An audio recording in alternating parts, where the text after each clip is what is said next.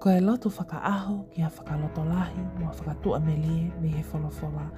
Ka veinga, tali lotu, potu wholofola, sā me taha fitu vesi ono. Ko au, o tau tapa atu ki he awhiona, he oku ke tali au e otua. Ke o whei ho whafonga ki a te au, o tokanga ki he ekulau. Amen. Ki tau lotu. O tua mafi, ko au eni ko e angahala, pea oku ikai te utau au, ke tali a ha aku tau tapa atu.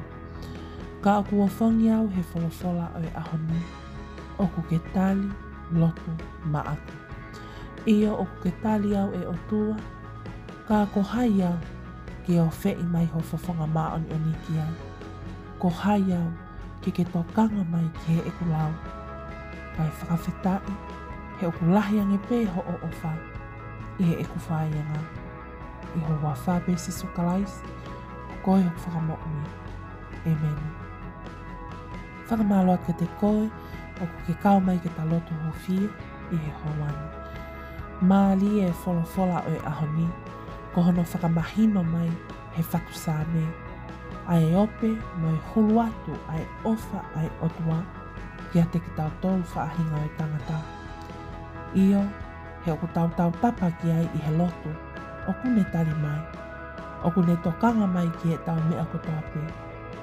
Mālo si su, ho o tali ki mautolu. Whakamaloat ka te ki mautolu kotoa pē, ko mo kau mai ki tau lotu huwhia, pēr na ake subscribe mai ki he channel tau pe moko e siso. If you haven't yet subscribed, do so by clicking on the subscribe button to be kept up to date on daily prayers and my gospel music playlist.